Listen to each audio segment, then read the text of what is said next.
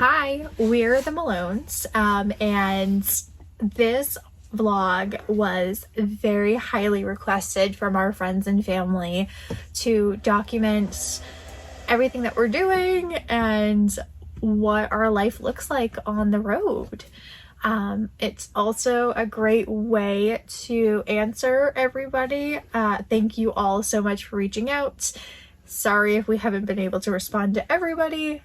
So I think that this is a really great way to keep our relationships, our friendships, our connections alive while we're experiencing the world and cross country. Yeah. Good opportunity to just, let everybody know what we're up to and, have them kind of along for the journey with us. Yeah. I think that's really cool. Yeah. I think our top question from friends and family is, what the heck are you guys doing? What happened? Do you want to tell them a bit about our history and why it seemed very spontaneous that we just sold everything and moved into an RV? Yeah, so I guess, growing up, we both went camping with our families and kind of been around it, so it's not like camping is something new to us, but, we've been camping at the Freiburg Fair in Maine, for the past 3-4 years. We've been camping for the last 4 years because we brought Jackson as an infant in a pop-up. Tim's parents, God love them, let us use their duct taped pop-up that they got. Without them, we really would not have found our true love for independent camping. And that's how we started out, and we are very, very thankful for that opportunity to really grow our passions and our love for all of this. So we've had, that experience alone was enough, even though it was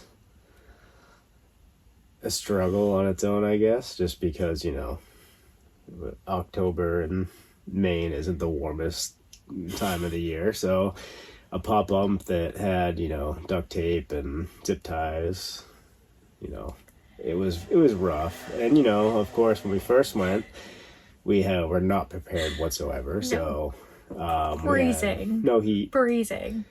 And then we didn't have, the biggest thing was we didn't have the connector. We didn't have different connectors because we thought that all camper plugs were the same. No, there's different connectors for the different types of connections, and Tim can go more into the detail about that. So we had a newborn baby. He was born in January. The fair is always the end of September, beginning of October. And we had no heat in a pop-up and pop-ups are not insulated. So the kindest people next door let us plug in for a space heater and to charge any electronic devices that we had. So that was, it was only going up from there. So, and I think just for those who don't know, the Freiburg Fair holds a really deep part of both of our journeys. Tim's late grandmother, Nana Lori, and Uncle John camped there for many, many years. And then my late grandfather and late grandmother camped there also for many, many years. And then my family annually would go up to the Freiburg Fair, and it was always the point of connection and love for our family. Yeah. So then to start bringing our children to it is just kind of a cool way to keep the tradition going. Mm-hmm. So yeah, that was a nice transition for us to kind of start our camping journey, on our own. And then... And, when For those who have been to the Freiburg Fair, you know that when you first walk in, you go to the right and there's all the campers, right? Because Maine is a very big camping, it's vacation land.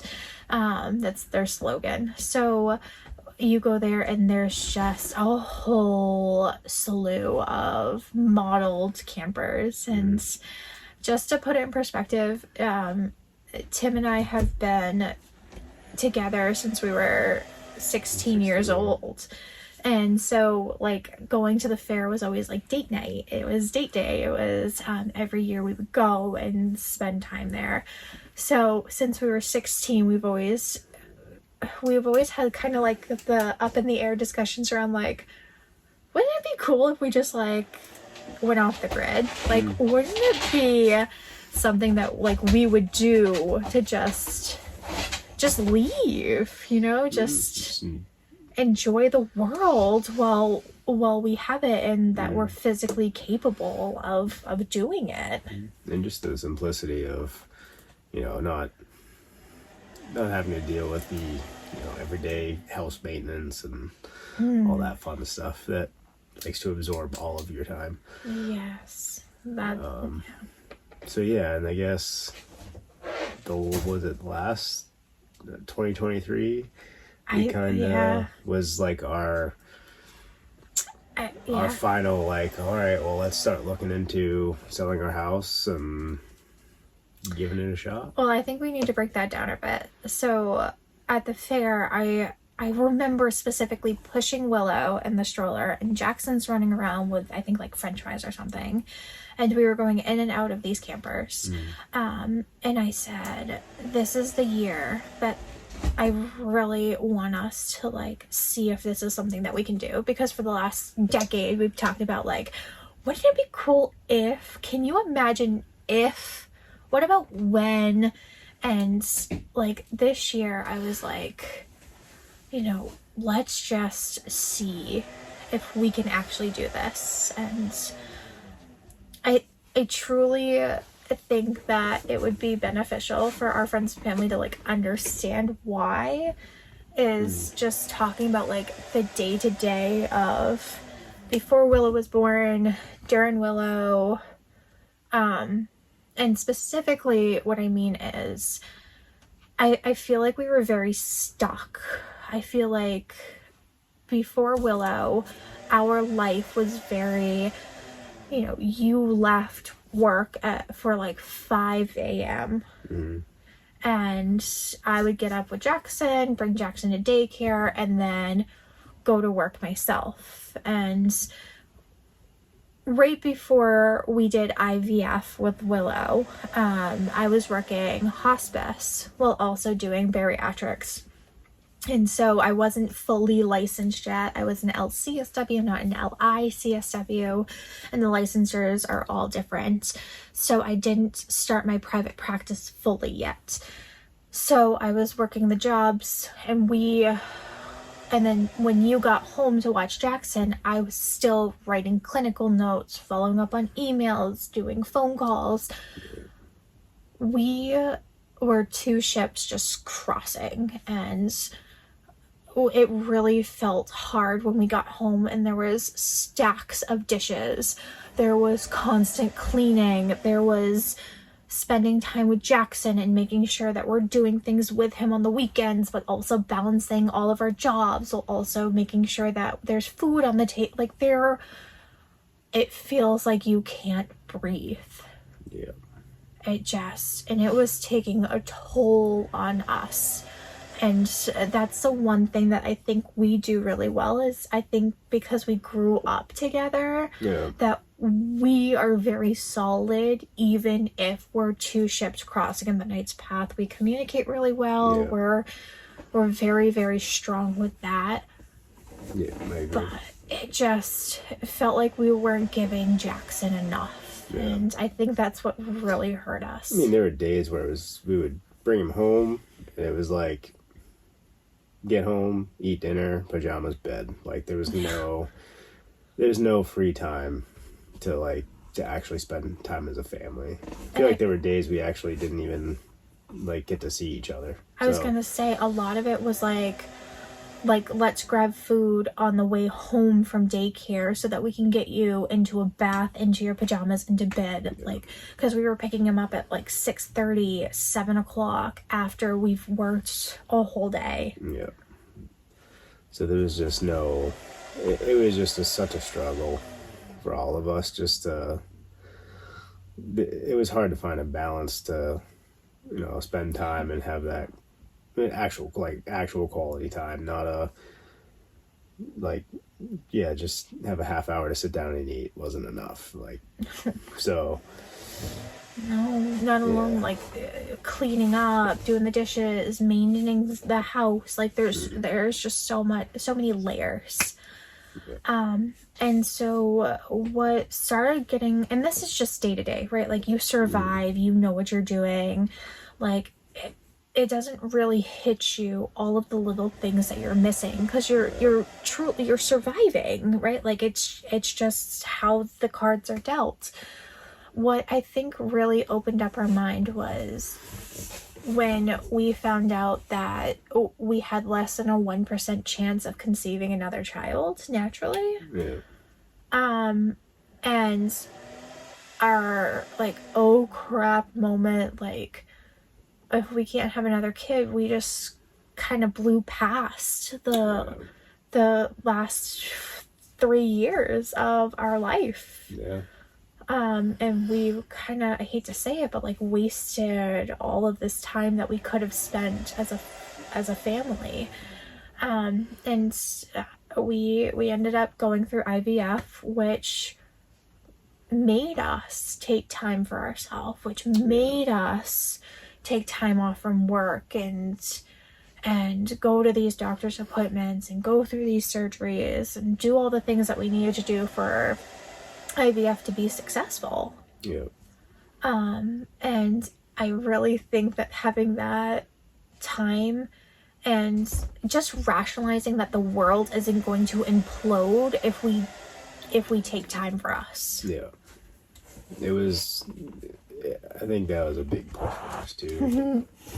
There's Nacho. Hi, Nacho. I definitely think that was a big push for us too, just because that gave us more legitimate quality time together, and then we were able to do more with Jackson as well.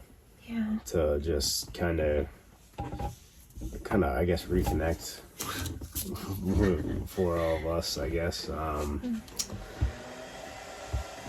Yeah. So then, but at that point we were still, working our jobs, and, we were able to take like vacation time and just not go in and just not be paid for the day. Like we compensated quite a bit for this. And then Willow, we had our one round of IVF. We are very, very grateful for that one round. And Willow was the last egg that made it through blast, and she was the one that took.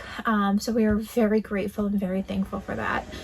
During maternity leave, we had 3 months where we kind of shut out the world for a bit. Everybody came and saw Willow, and we spent time bonding as a family. And like a good 2 months, we shut out the entire world and spent time up in our camp in Maine, and at our house. And I think that really helped us as a family. It did. I mean, just even though, it just kind of changed our whole perspective. There was no way we could just keep doing what we were doing. I guess it was... Yeah. I think, moving forward, I transferred fully into my private practice, and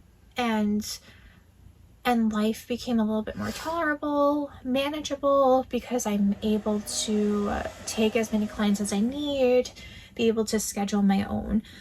And so after starting my private practice and Willow being born, Tim decided to leave his job to just help the family. We were able to financially be okay with me working, but I was also working 12-hour days. So it was a compensation on the both. But we were going back to work. We were constantly chasing that feeling of just having moments as a family. Because when you're, and I don't have to tell many of you, but when you're constantly working all day, all week, and then grandparents want to see their grandchildren's on the weekends, and you have your great grandparents that you want to go over and spend time with, and you have friends and family, and it just feels like there's so much pressure. It just there's just so much that you just try to cram into 2 days. It's just, there's still no quality time. There's none. And so we found ourselves back into the spiral. Although we were working less, or hypothetically working less, and had a little bit less going on, like, it still felt like we just couldn't breathe. And so Tim and I were able to get away. I spoke at a conference in Maine. And on the way back, we were just talking, and we were like, this was really nice. This was really nice to just breathe. It was like the first getaway we had probably since Jackson was born. Well, it wasn't like a purposeful, like, of course it was a conference, but it was like a 45-minute chat, and then we had like a couple days at a resort. And on the way back, we called our realtor, Angelica, and we were like, hey, do you want to chat? It was literally, I think the day before, we texted her or messaged her, and she got back to us. On our way home, we pulled over on the side of the road and had a conversation and scheduled a day for her to come and look at the house, and kind of took off from there. Yeah, and I just want to preference, we were scared shitless during this whole time. I know it. I know it looked like we had our shit together. I can confirm we did not. Nope. We just kind of had to keep it together at that point. So Angelica came and looked at the house. She we went through, we were like mid renovations for the past 4 or 5 years. So we kind of just went through everything, kind of said, this is what you need to finish up or do, whatever. So there were a lot of sleepless nights, but we got everything done. Tons. And I would say about 3-ish months from when she looked at the house, when we made that phone call. Because that was in October, November, December, January. January, right, we got the week after Christmas, we got most of our renovations complete.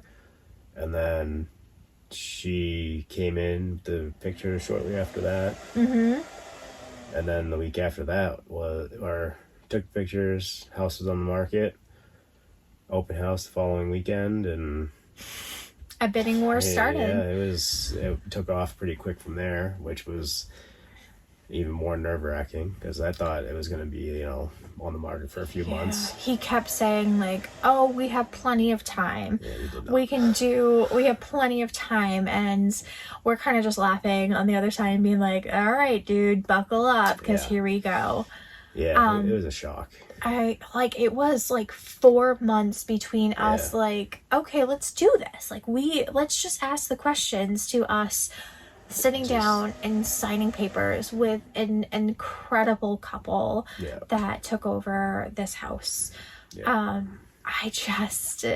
It still doesn't like feel real. It was probably, I'm not gonna lie, it was probably top 3 most stressful like a couple months. I'm so interested as to what your other two Children. can confirm. But it was just so much all at once, and on top of that, I mean, the house was on the market and we still didn't even have a camper. Yes. Yeah. I think about that that's one, didn't you? yes, I did. I think that is a whole video Yes. for another day. It is. I think the next couple videos we're gonna be posting about like our travel and why we chose the RV that we did and where we got it and the whole nine. But I think this one is really just to introduce our journey and why. Especially because everything went so quickly. Like, this has always been like a what if that we didn't really like tell our family or friends. Yeah.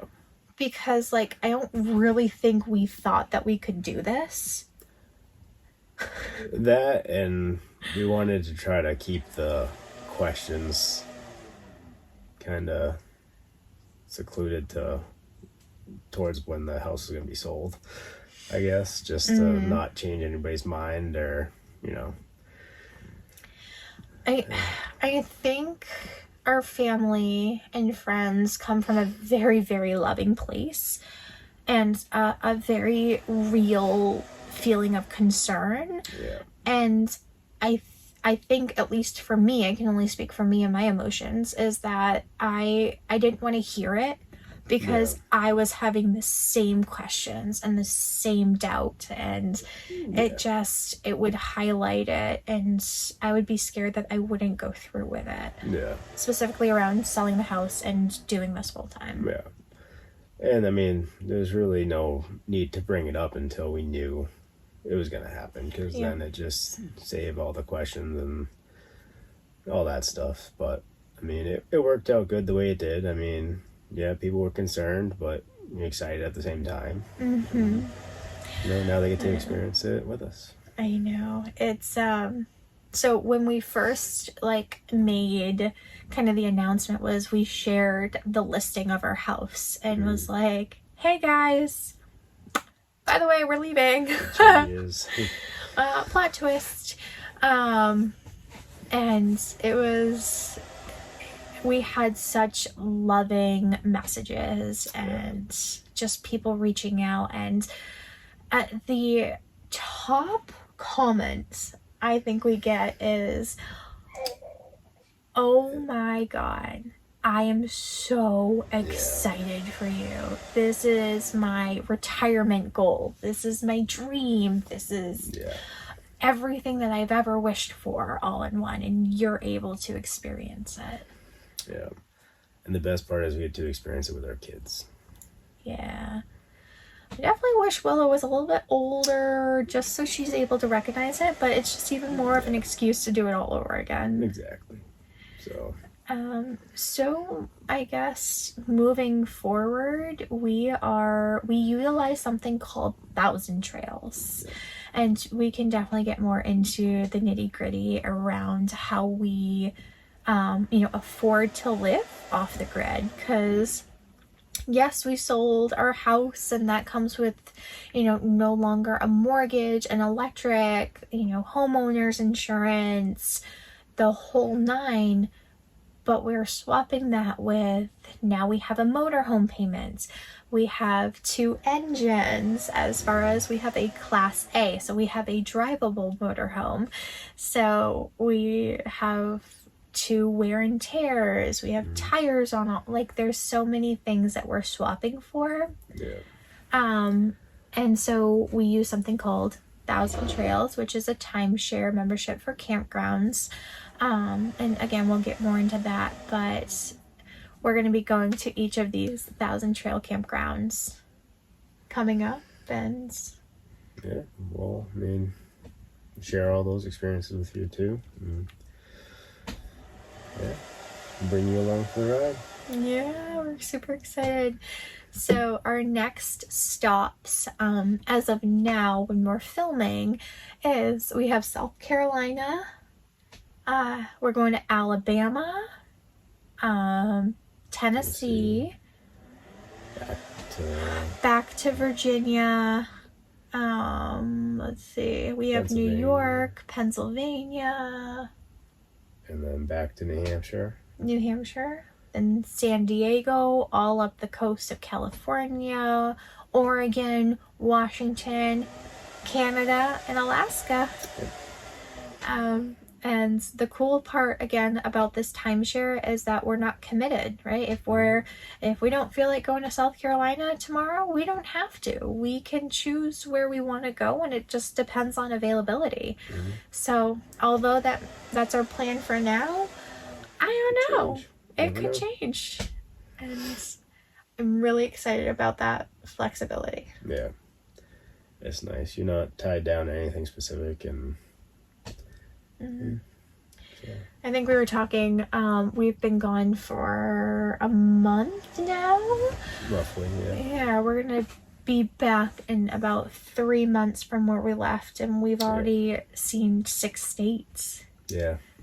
Like, that's the cool part about it is, I mean, there's still so much more to see than what we have, but, I mean, 1,000 trails, we're able to come and go as we please, so. Yeah. I mean, love all the time in the world, really. Mm-hmm.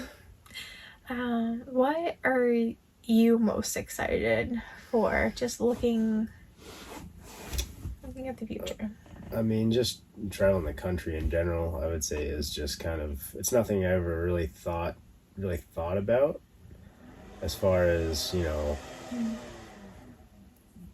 visiting every state in the U.S., but the different culture everywhere is going to be the biggest thing. I mean, I'm excited for, the food down the southern states, but yeah, I don't have anything really specific. I think it's just kind of making the memories and enjoying, each state. Yeah, because you wanted to just like have an RV, park it somewhere warm, and just like stay there. Yeah. And I was very much like, well, let's just like see the world. Let's just go and see. I think jokingly, but kind of serious, I was like, I want to see the world's biggest ball of twine. Yeah. Not because like it's fascinating, but because like we can say that we've brought our kids to the world's biggest ball of twine. Yeah. Like we can finally like give our kids the world, and the best part is that we get to be there with them. Yeah. And I'm excited. Yeah, me too. Yeah. All right. Well, we'll catch you guys on the road. Yeah. Until next time. Bye. Bye.